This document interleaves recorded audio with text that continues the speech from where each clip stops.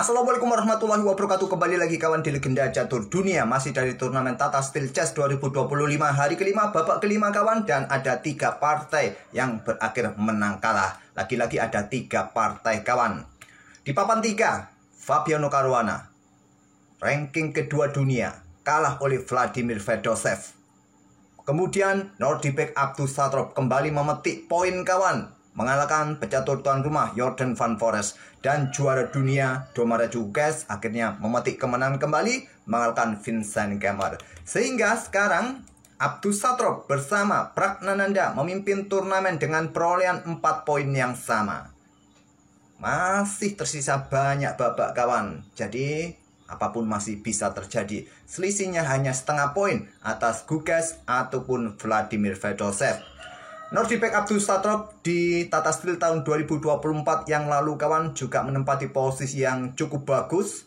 Finish di posisi keempat, kalah tiebreak kawan dengan 8 poin yang sama dengan Wei, dengan Domara Juguges, dengan Anish Giri saat itu kawan. Tapi sayangnya kalah tiebreak kawan. Oke, permainannya Nordibek Abdussatrov di babak kelima menghadapi pecatur tuan rumah Jordan Van Forest. Langsung ke papan analisisnya.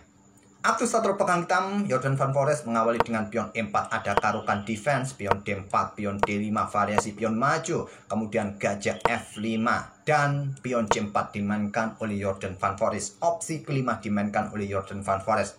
Dua opsi yang paling sering diambil oleh putih di posisi ini adalah varian kuda F3, variasi short, atau varian pion H4, variasi Tal yang dikembangkan oleh Mikhail Tal. Kalau kalian memilih dengan pion H4 ini kawan, hitam akan respon dengan pion H5-nya untuk kontrol peta G4. Karena posisi pion H4 juga nanti disusul dengan pion G4, pion H5 bisa terjebak kalau gajah mundur. Jadi respon utama dengan pion H5, kemudian langsung ditantang di sini, jual beli ambil balik. Pion E6, gajah G5, menteri keluar, kalian keluarkan kuda, serahkan pion, nanti bisa dibalas juga dengan benteng. Kalau dengan kuda F3, ini merupakan opsi pertama yang paling umum. Nah, ada pion E6, gajah E2 saja, kemudian kuda D7, rokade kuda E7, kuda BD2, pion H6, dan seterusnya, bla bla bla bla. Panjang bukan variasi yang admin tunjukkan? Ya, admin harap kalian hafal ya. Bagi kawan-kawan yang masih belajar tentunya. Yang sudah pintar harap sabar, harap maklum ya. Channel ini memang admin khususkan untuk tempat bagi kawan-kawan pemula untuk belajar di tahap-tahap pembukaan. Biasanya kalau sudah pintar meninggalkan channel admin.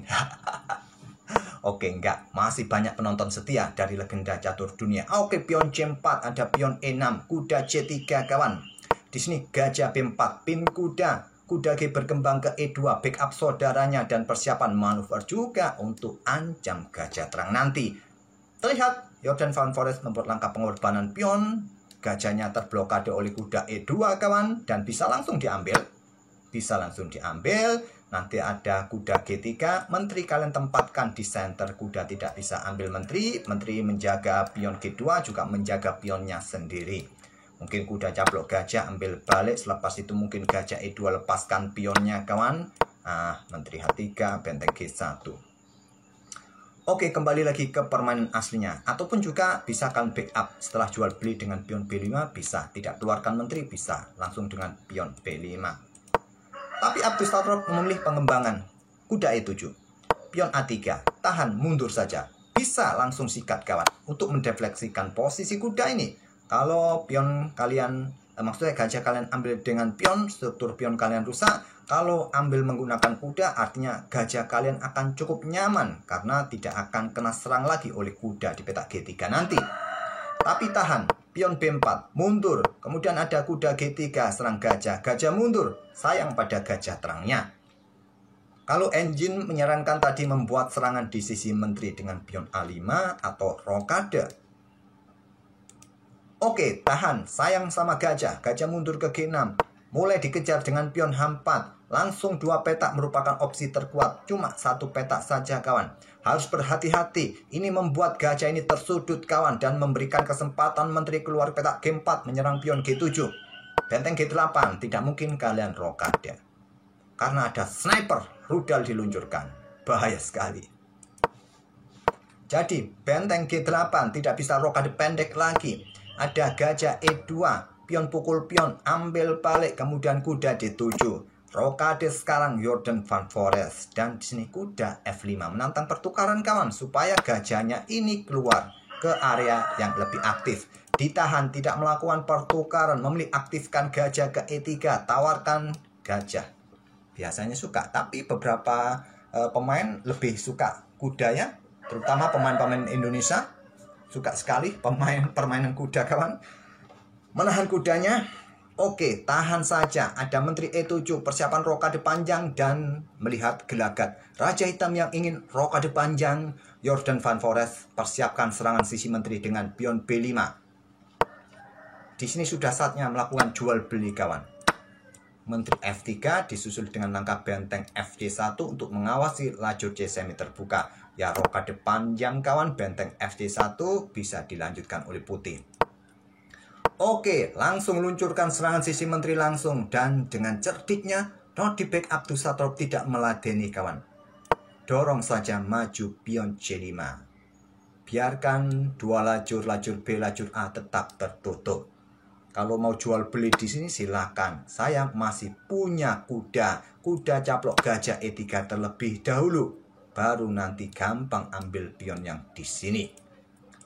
Oke kawan. Di sini memilih dengan caplok kuda F5, ambil balik, Menteri F3, rokade panjang, awasi pion B7-nya, ada kuda D5, korban kawan untuk mendapatkan gajah di sini. Cuma masalahnya di sini kawan, setelah diambil tempo, coba lihat, apa langkah terkuatnya? Dengan gajah kalau ingin korban, kalau diambil langsung, ya ambil gajah di peta F5. Nah kalau tidak mau ambil kawan, cukup berbahaya, pion ini dalam masalah. Kalau di sini raja bergeser ke peta B8, ya sikat ya. Kalau pion ini didorong tambah masalah. Skak, geser, gajah A8 dan siap menyusul skakmat tak bisa dihentikan. Jadi di sini kawan dengan kuda D5, bedanya kena tempo gajah ini tidak bisa langsung ambil. Oke, gajah ambil pion D5, menarget pion B7, dan cerdiknya Nordic back Abdussatrob. Lepaskan gajahnya kawan. Amankan raja terlebih dahulu. Keamanan raja merupakan prioritas.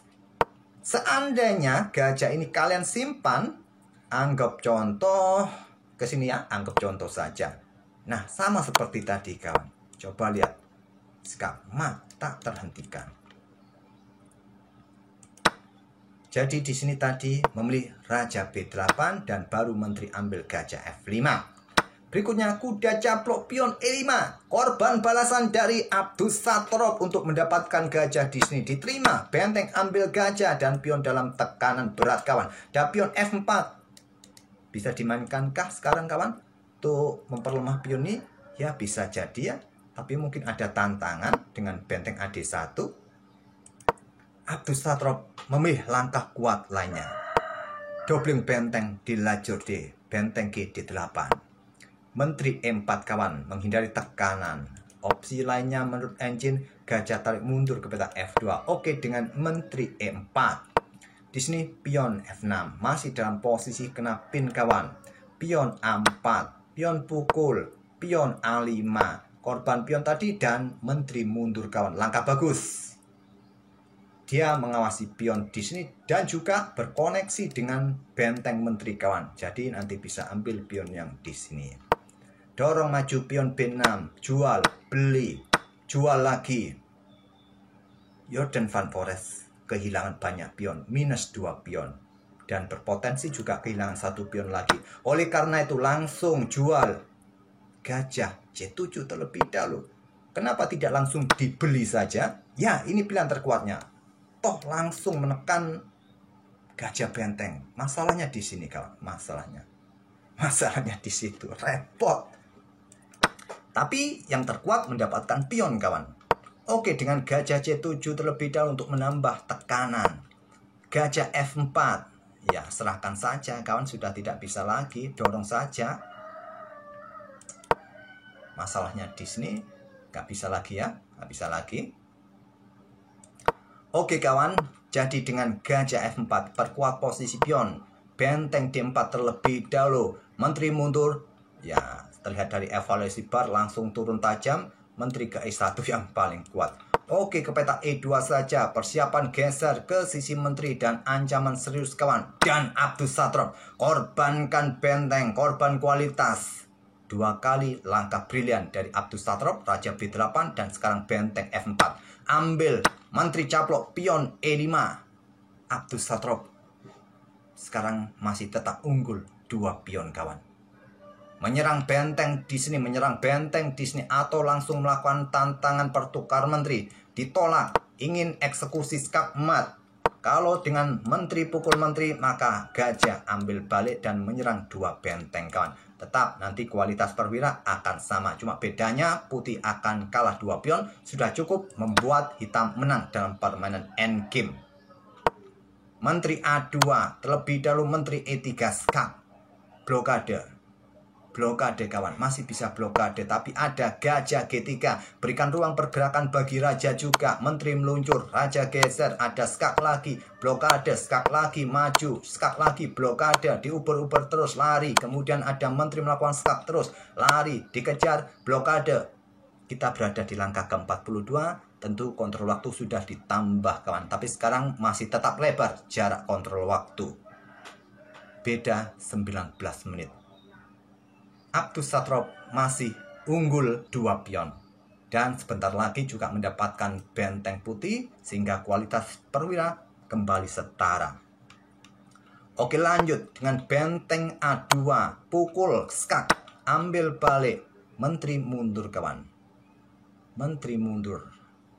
Tetap untuk dalam posisi pin benteng ya. Ya, untuk menjaga peta F4 agar tidak ada skak-skak. Di sini raja bergeser dan siap menusuk kawan. Menteri menghindar, skak mundur lagi, raja geser. Kalau ada skak, ya pion sedikit demi sedikit bisa didorong. Benteng F1 masih belum mau menyerah, tapi setelah benteng D2 di sini menyerah. Jordan Van Forest. Kalau dilanjut dengan benteng B1 skak, ada benteng B2. Tidak bisa melakukan skak lagi kawan. Kalau pukul, ambil balik dengan menteri. Kalau ada skak, ya bisa blokade saja dengan menteri D4 skak, dan kalian tetap akan kalah. Untuk langkah-langkah yang lain selepas resign ini, menyerah ini, silakan kalian otak-atik ya pilihan-pilihan yang lain. Oke, itulah kawan kemenangan ketiga dari Abdus Satrop. Setelah kemarin di babak keempat sempat ditahan remis oleh WY. Sementara WY sebagai juara bertahannya belum memetik kemenangan sama sekali kawan, hanya 5 kali bermain remis. Oke, semoga permainan mereka berdua ini bisa menghibur kalian kawan, dan kita akan bertemu di video-video berikutnya. Terima kasih. Wassalamualaikum warahmatullahi wabarakatuh.